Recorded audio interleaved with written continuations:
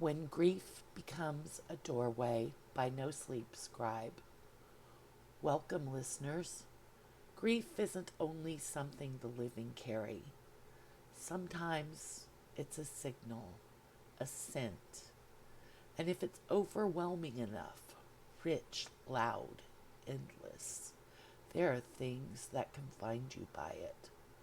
Tonight's story is When Grief Becomes a Doorway, a supernatural horror story about love that refuses to let go and the kind of hunger that learns to wear that love like a chain.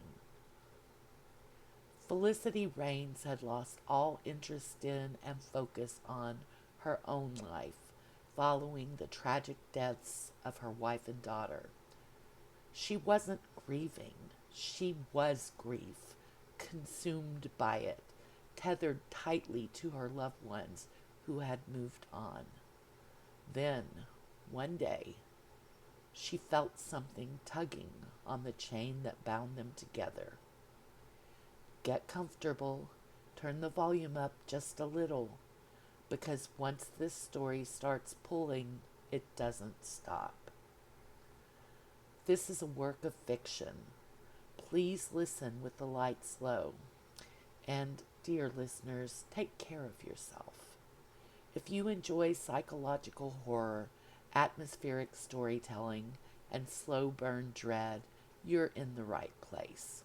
Welcome to Creepy Chronicles for No Sleep Nights.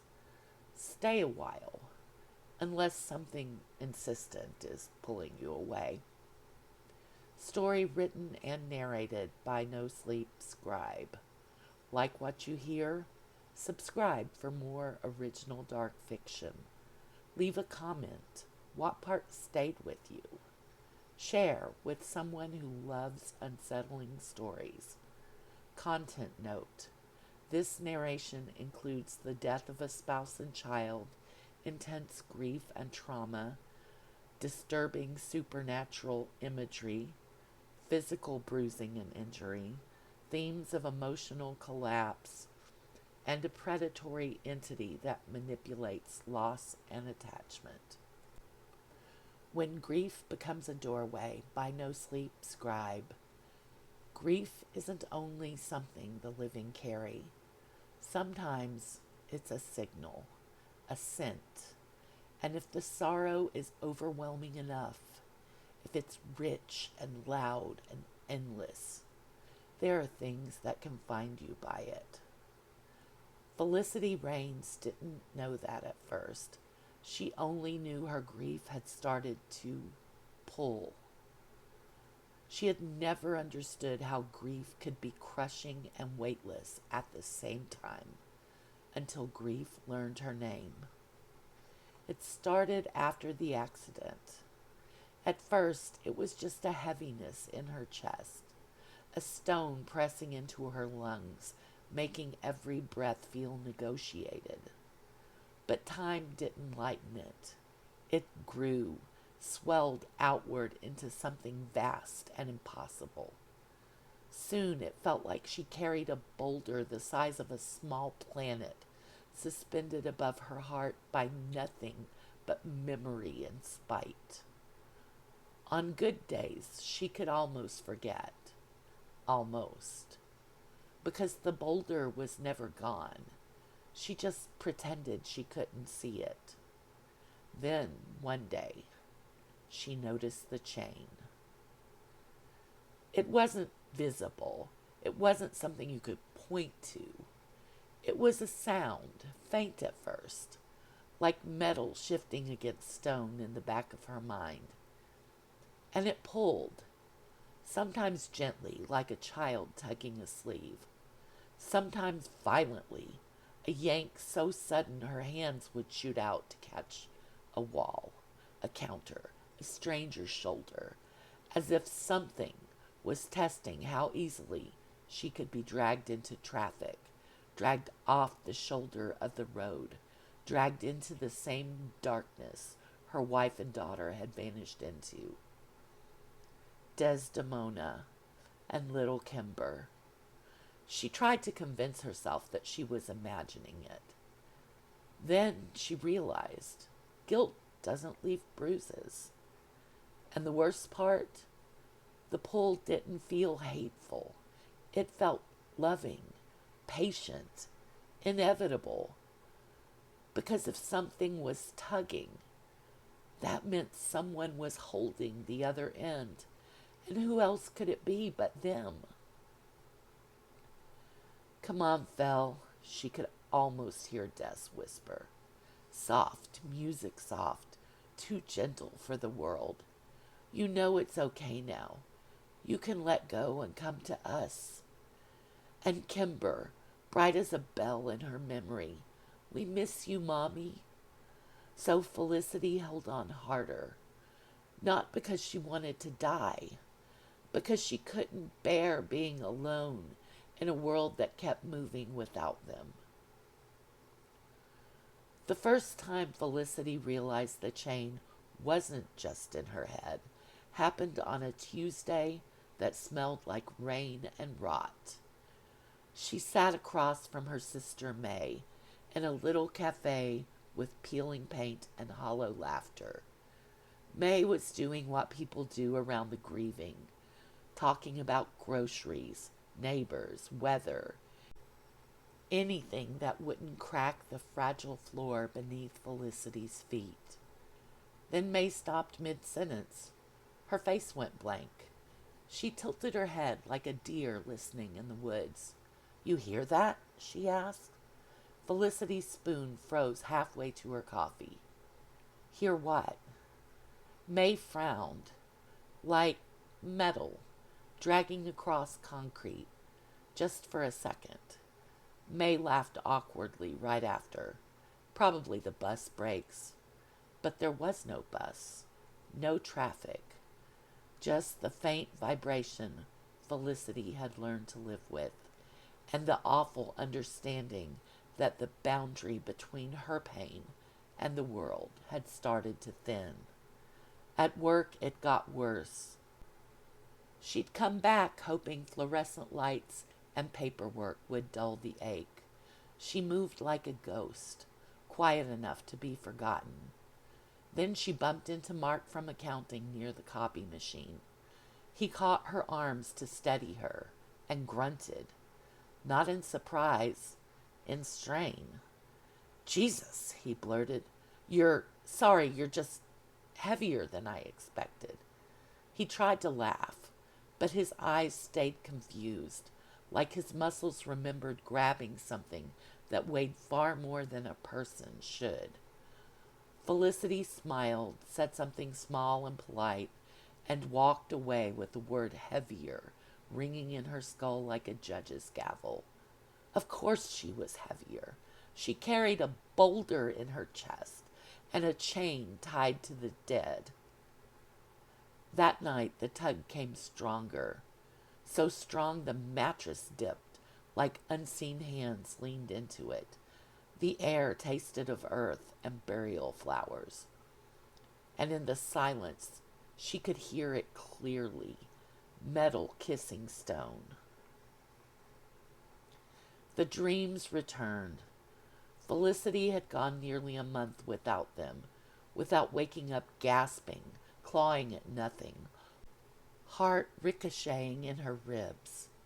But now they returned with a patience that felt rehearsed. But they weren't dreams. They were visits. Felicity stood at the edge of a great pit in the earth. Not a grave. Graves were small, humane. This was a wound. Raw soil, black roots twisted like veins, darkness that swallowed moonlight whole. And the chain ran down into it, vanishing into a depth that felt hungry. Sometimes she heard Des's voice echoing up, sometimes Kimber singing.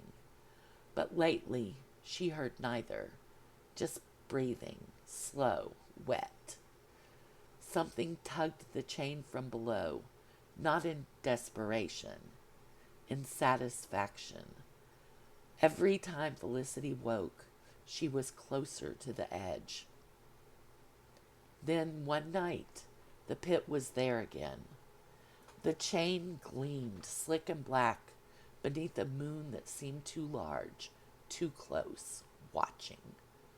She knelt at the edge, fingers trembling as she brushed dirt from iron links. Des? Kimber? Silence. The temperature dropped. Her breath fogged, and a voice rose up. Not Desdemona, not Kimber.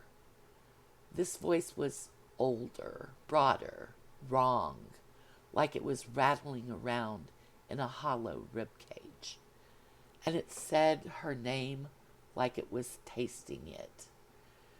Felicity. Join them. You want to. Need to.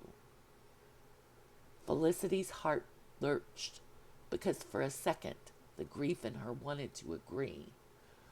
Then faintly, two voices rose from deeper down. Thin, terrified, familiar. Stay away! Run! And that's when Felicity finally understood what she'd refused to see. Her wife and daughter weren't pulling the chain. They were what it was wrapped around. The chain wasn't grief. Grief was the doorway the chain passed through. The chain was the desperation, the determination to not let go, the desire to follow them all the way to the grave. And something else, something starved and ancient, had found the doorway, slipped through it, and grabbed a hold of the chain. It was pulling all of them to where it lived. Bruises started happening while she was awake. Walking home from the bus stop, the world lurched. Not because she stumbled, because she was yanked. Her knees buckled, her purse slid off her shoulder, a sharp, invisible tug, like something testing slack. She caught a lamppost and stood there shaking, repeating the same thought over and over. That wasn't me. That wasn't me. That night she woke with a bruise across her shoulder, like a finger-printed flower. At work, Mark brushed past her in the hall and instinctively grabbed her forearm when the world seemed to tilt again. The moment he touched her, his body bent forward like gravity tripled. "Whoa, careful," he muttered, breath hitching. "You okay?" Felicity nodded, but her vision had gone white at the edges. When the pressure released, it released suddenly, like something had let go just long enough to watch them panic.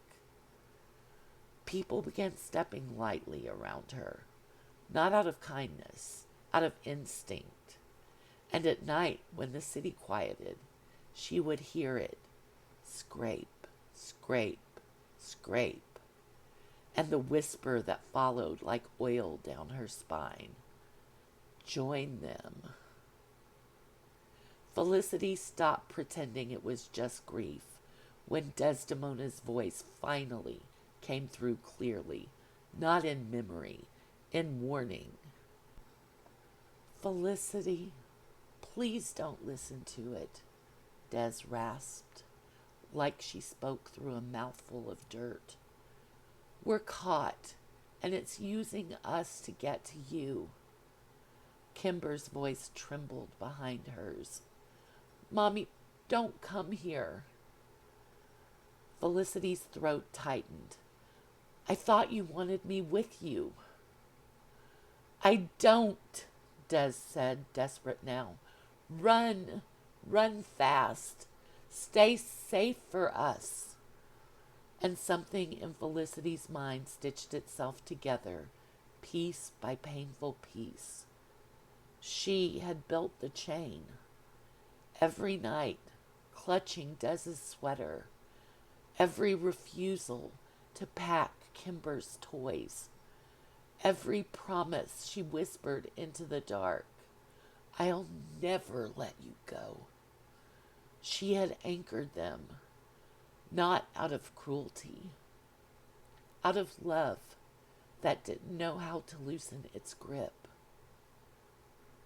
And something else had smelled that love the way sharks smell blood and wrapped itself around it. Hold tighter. Don't let go. Join them. It had been getting fat off her clinging. And the worst part was realizing a part of her still didn't want to stop. Because if she let go, she would finally be alone. So she researched, not candles in Latin, not dramatic theater, grief forums, trauma articles, sleep paralysis explanations.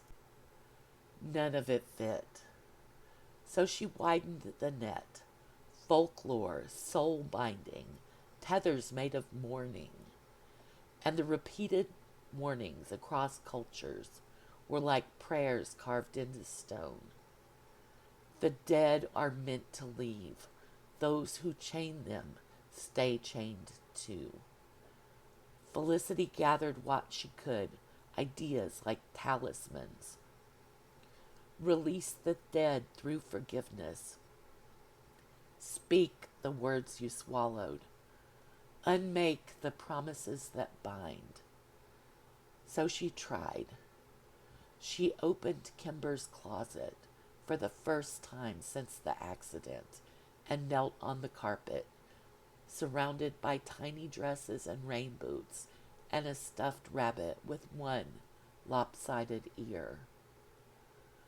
I don't want you trapped because of me, she whispered. I want you free. The chain tightened instantly. The room went cold.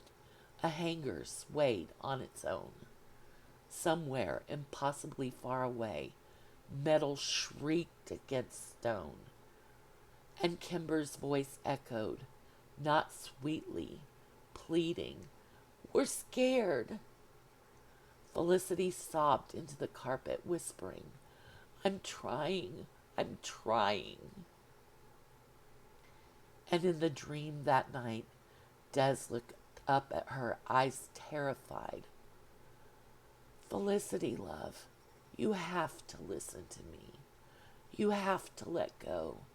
You have to go on. The words hit her like a slap.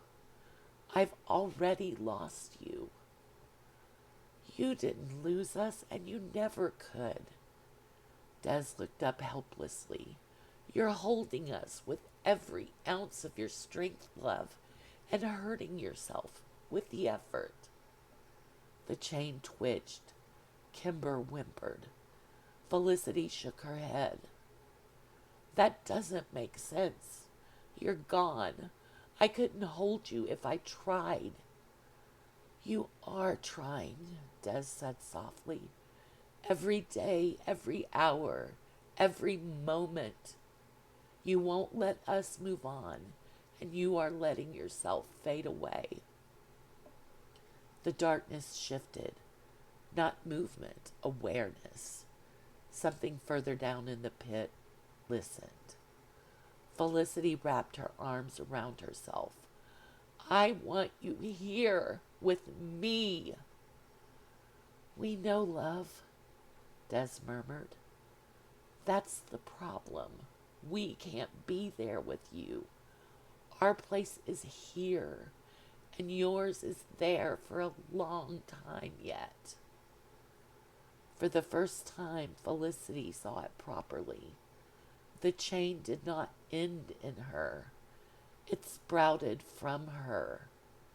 Each link was forged from memory, regret, guilt, the if-onlys she replayed like a prayer, the nights she begged the universe to rewind, the mornings she resented it for daring to continue. She staggered backward, bile burning her throat.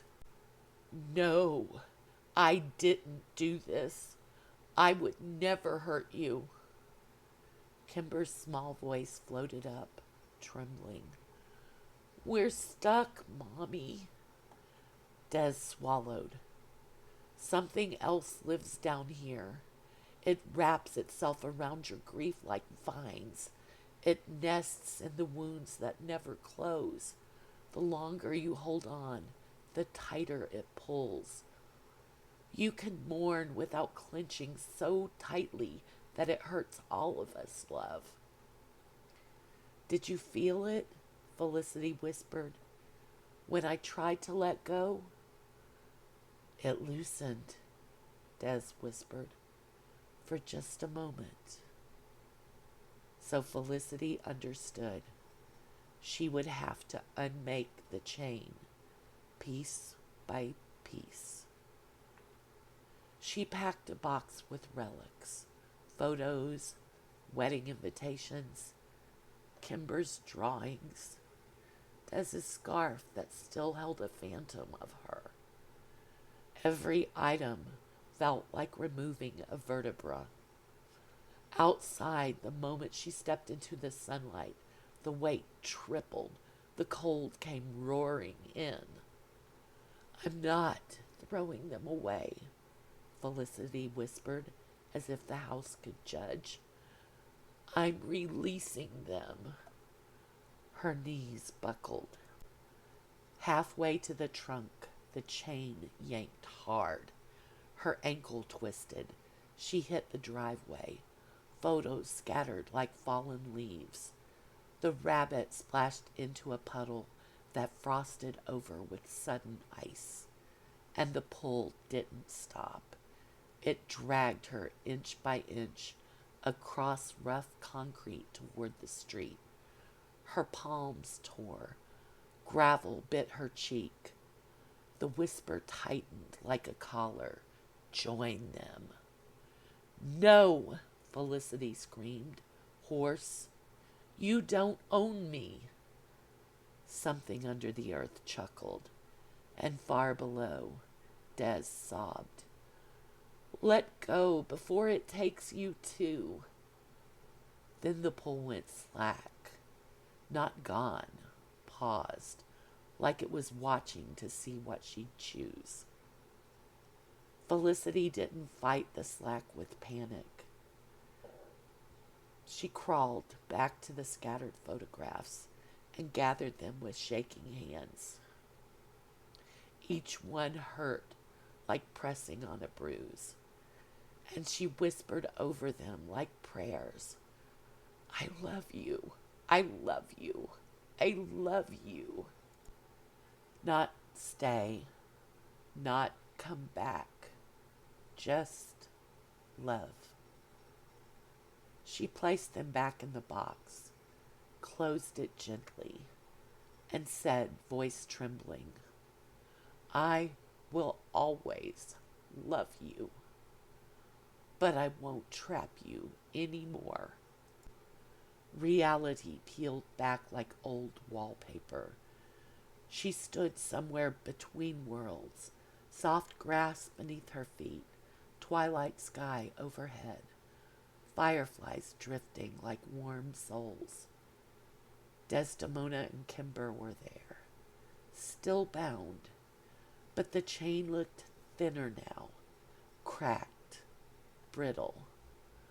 Felicity ran to them and held them for the first time since the accident, without pain. Felicity, Des said gently. Her voice carried no echo, just warmth. We need you to listen. Kimber waved, small and solemn. Hi, Mommy. Felicity's throat closed around a sob. I don't want to leave you alone. You won't, love, Des said. Not really. We are a part of each other and always will be. The darkness shifted behind them, irritated. The chain tightened like a jealous hand. Des ignored it. Where we're meant to be, she continued. Time doesn't behave the way it does for you. There aren't hours or days or years. There's only presence. Kimber nodded seriously, as though repeating something she's been told. It's like blinking. Des smiled at her, then back up at Felicity. One moment to the next is no different from one decade to the next. We won't feel the waiting. We won't ache for you. When your life is lived, we'll see you again, and to us it will feel like you never left. Her voice softened. You are the only one hurting now. The words sliced and soothed all at once. Felicity shook her head. I'm afraid that if I let you go, you'll fade, that there won't be anything left of you. Des laughed softly. Felicity Raines, I married you. Do you really think I could ever leave you completely? Kimber chimed in. I'm in your heart house. You can visit. The chain twitched, annoyed. Felicity realized, with the start, that the chain hated this, hated comfort, hated peace. It needed the wound open. It needed her starving. Des lifted her bound hands, iron biting into pale skin. This, she nodded towards the metal, isn't love. This is love wounded and refusing to breathe. But love itself, love is lighter than this. Kimber smiled shyly. Love is like sparkles, Mommy. Des's eyes glistened. Wear our love like armor, not shackles. That's what we want. We don't want to drag you down. We want to hold you up. I don't want to leave you, she whispered.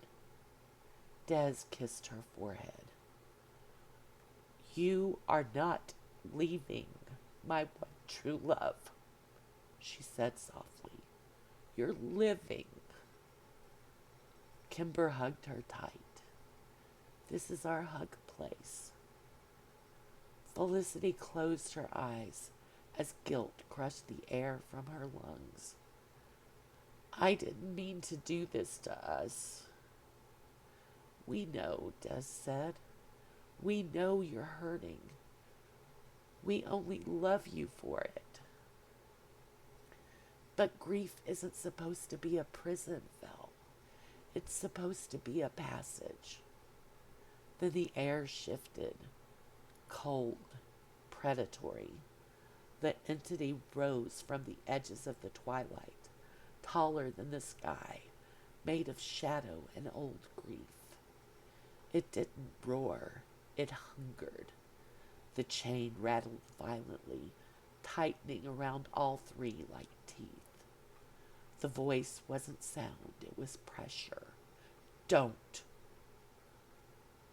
Felicity stepped between the darkness and her family. Felicity understood suddenly, with painful clarity. The chain was not undone by force. It was undone by surrender. She had no weapon, so she used truth. You're not grief, she said, shaking but steady. You're what grows in grief when it has nowhere to go. The shadow recoiled as if scorched. You live on clinging, on fear, on love twisted into a cage. Felicity took Des's hand and Kimber's, and she let love flood through her. Not the desperate, don't leave me love, but the brave kind. The kind that says, go, be free. I'll be okay. The chain cracked, shattered. Light spilled from the broken links, warm and weightless. The entity shrieked as it starved, pulling away like old paint from a wall. It lunged one last time and met only air. The chain dissolved into ash. Kimber laughed, truly laughed like bells in the twilight. Des exhaled like relief, finally remembered how to exist. We'll see you again, Des whispered. And it won't feel long, Felicity said, finally believing it. Kimber pressed her small palm to Felicity's chest. Keep us here, she said softly, but don't let it hurt. Felicity nodded, and the twilight brightened, and they were gone. No pit, no chain, only peace.